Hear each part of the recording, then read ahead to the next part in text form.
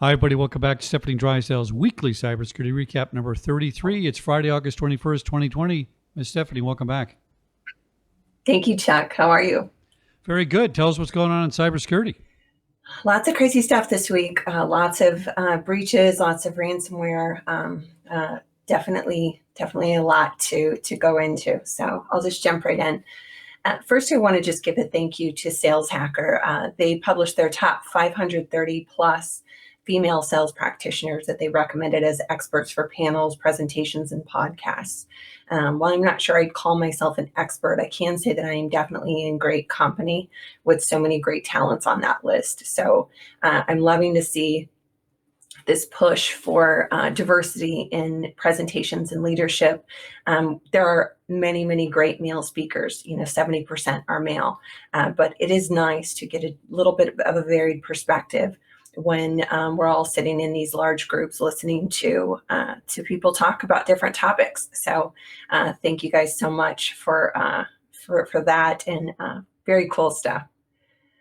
The National Cybersecurity Center in the UK published an article on social media and protecting what you publish. It was really helpful guidance, I thought, for providing a framework around your company's social media accounts. It addressed some risks and talks about access control and authorized messaging, as well as multi-factor authentication expectations for accounts. Additionally, I may be a bit biased here, but I'm a big fan of tools like Sprout Social to create a really consistent messaging and communication for your brand, as well as to measure the analytics and brand sentiment. While definitely not a threat tool, it is important for companies to monitor their brand's reactions, as well as threats that may require a security expert to determine when an escalation is warranted. So really helpful guidance from them.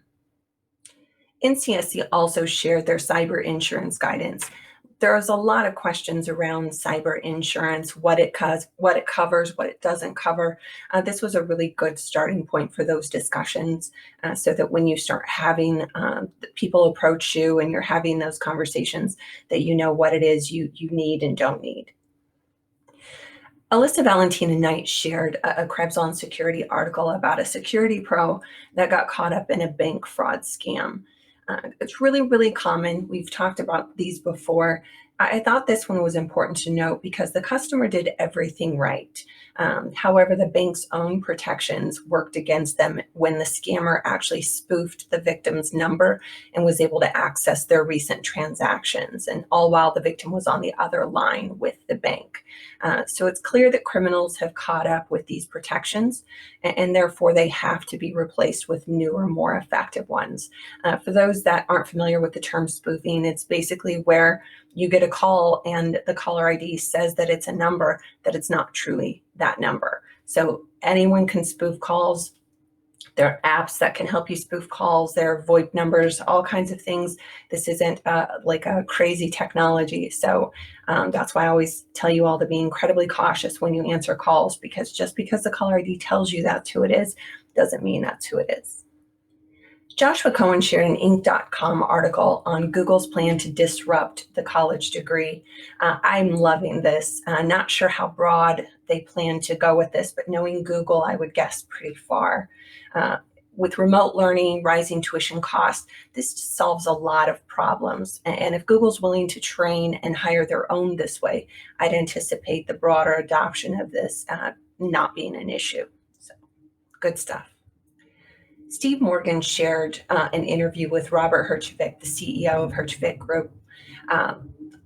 He's definitely stressing that with cybercrime being the greatest risk facing most companies, that every publicly traded company needs a security professional executive in the boardroom. I am a huge advocate of this. If this is such a big issue, which we all know it is, and you need that kind of protection, then that person has to have a seat at the table. They all have to work in conjunction to empower the business while protecting the business. So love this advocacy from him. Lyndon Taylor shared and participated in a panel that was shared on Quartz about how to build an anti-racist company. I'd like to think that no one would intentionally build or be a part of a racist culture in a company.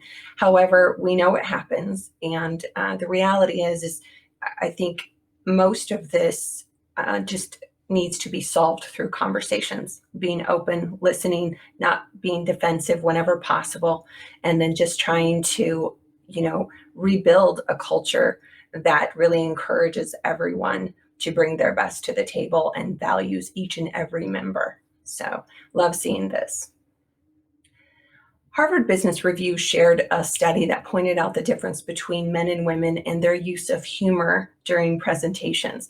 I thought this was really interesting because there are a lot of times where someone will encourage people to make presentations in different ways or infuse the use of humor.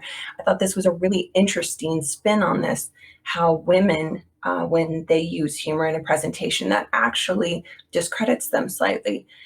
And the audience interprets it differently, even when it's identical to the use of humor that a man might bring into a presentation. So again, another one of those little unconscious biases that we all have to be mindful of and make sure that we're doing our best to allow for the differences between us without hindering the growth between us. So good stuff. Heath Renfro shared an article that talked about a recent story. I'm not going to go deep into it. I'm not in the business of naming and shaming, but security really is a tough job, and culture is incredibly important in every company. And when a security professional of any type is tasked with protection of a principal or a company or a brand, sometimes they're protecting that individual or brand against themselves. There are a lot of priorities, and sometimes there's no clear-cut answer. So, I think this is just a really, important time for companies to look at the culture that they promote and make sure that they're not setting either the brand or the employees that are incredibly talented, very respected within their profession, that they're not setting them up to fail. So I thought that was just probably the most important thing that we could take out of some of this. Definitely not going to name names on this one, and would prefer not to in the comments as well. But anyway, just make sure that those conversations and those attitudes internally reflect something that you would be proud if it showed up on the front page of the news, unfortunately. And that's what I have for you this week. I hope everyone is doing well and staying healthy with all this crazy COVID stuff. We are on our way into fall, so it's crazy that we're still going through this, but hopefully I look forward to seeing you all very soon. If not, I will just see you next week.